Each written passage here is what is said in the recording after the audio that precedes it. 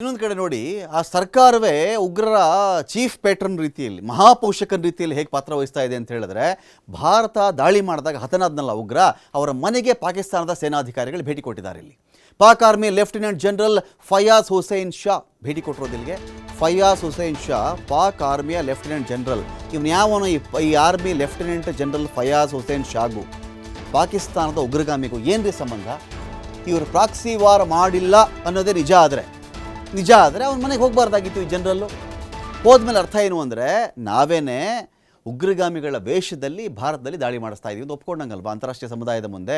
ಇನ್ನೊಂದು ಏನಾಗಿದೆ ಅಂದರೆ, ನೀನು ಏನು ಮಾಡ್ಕೋತೀಯ ಇಂಡಿಯಾ ಅಂತ ಕೇಳ್ದಂಗಿದೆ ಇದು. ನಿನ್ನ ಕೈಲಿ ಏನಾಗುತ್ತೆ ಇವಾಗ? ಹೌದು, ನಾನು ಉಗ್ರಗಾಮಿಗಳಿಗೆ ಪರಿಹಾರನೂ ಕೊಡ್ತೀನಿ, ಅವರ ಮನೆಗಳಿಗೂ ನಾನು ಭೇಟಿ ಕೊಡ್ತೀನಿ, ನಾನು ಅವರಿಂದನೇ ಬದುಕಿರೋದು, ಅವ್ರು ನನ್ನಿಂದನೇ ಬದುಕಿರೋದು, ನಮ್ಮ ಇಡೀ ದೇಶದ ಅಸ್ತಿತ್ವ ಇರೋದೇ ಉಗ್ರಗಾಮಿಗಳ ಜೀವದಲ್ಲಿ, ಅವ್ರ ಹೃದಯನೇ ನಾವಾಗಿದ್ದೀವಿ ಅಂತ ಅವ್ರು ಹೇಳ್ತಾ ಇದ್ದಾಗ ಏನು ಇದರ ಸಂದೇಶ? ಲೆಫ್ಟಿನೆಂಟ್ ಜನರಲ್ ಲಾಹೋರಲ್ಲಿರ್ತಕ್ಕಂಥ ಲಷ್ಕರ್ ಕಮಾಂಡರ್ ಮುದಾಸಿರ್ ಮನೆಗೆ ಭೇಟಿ ಕೊಟ್ಟಿರೋದು. ಭಾರತದ ದಾಳಿಯಲ್ಲಿ ಹತನಾಗಿದ್ದಾನೆ ಉಗ್ರ ಮುದಾಸಿರ್. ಈ ಉಗ್ರನನ್ನು ಪಾಕಿಸ್ತಾನ ಪೋಷಣೆ ಮಾಡುತ್ತಿರುವುದಕ್ಕೆ ಇದಕ್ಕಿಂತ ದೊಡ್ಡ ಸಾಕ್ಷಿ ಬೇಕಾಗುತ್ತಾ ಇವಾಗ ಅಂತ ಒಂದು ದೊಡ್ಡ ಪ್ರಶ್ನೆ ಬರ್ತಾ ಇದೆ ಇಲ್ಲಿ.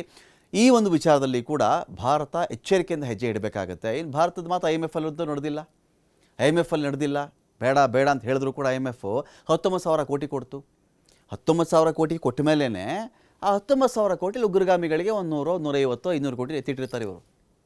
100 ಜನ ಉಗ್ರರು ಸಾಯಿಸಿದ್ದೀವಿ ಅಂತ ನಾವು ಹೇಳ್ಕೊಂಡಿದ್ದೀವಲ್ವಾ, 100 ಮನೆಗಳಿಗೆ ಹೋಗಿ ಒಬ್ಬೊಬ್ಬನಿಗೆ 1 ಕೋಟಿ ಕೊಟ್ಟು ಬರ್ತಾರೆ. 100 ಕೋಟಿ ಹೋಯ್ತು ಅಷ್ಟೇ. 19,000 ಕೋಟಿಗಳಲ್ಲಿ ಹೋಗಿದ್ದು ಬರೀ 100 ಕೋಟಿ ರೂಪಾಯಿಗಳು.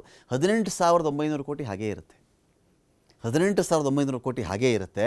ಈ 100 ಕೋಟಿ ಪರಿಹಾರ ಪಡ್ಕೊಂಡ್ರಲ್ಲ ಉಗ್ರರ ಮನೆಗಳು, ಅದರಿಂದ ಇನ್ಸ್ಪೈರ್ ಆಗಿ ಸಾವಿರಾರು ಜನ ಉಗ್ರಗಾಮಿಗಳು ಹುಟ್ಕೊಳ್ತಾರಲ್ಲಿ. ನಾನು ಇದ್ರೂ 1000, ಸತ್ರು ಕೋಟಿ ನಾನು ಅಂತ. ಇದ್ದರೆ 1,000 ರೂಪಾಯಿ ಸಂಪಾದನೆ, ಇದ್ದರೆ ಲಕ್ಷಾಂತರ ರೂಪಾಯಿ ಸಂಪಾದನೆ ಮಾಡ್ತೀನಿ, ಸತ್ತರೆ ಕೋಟ್ಯಾಂತರ ರೂಪಾಯಿ ಸಂಪಾದನೆ ಮಾಡ್ತೀನಿ ಅನ್ನೋ ಲೆಕ್ಕಾಚಾರದ ಮೇಲೆ ಉಗ್ರಗಾಮಿಗಳು ಬರ್ತಾರೆ.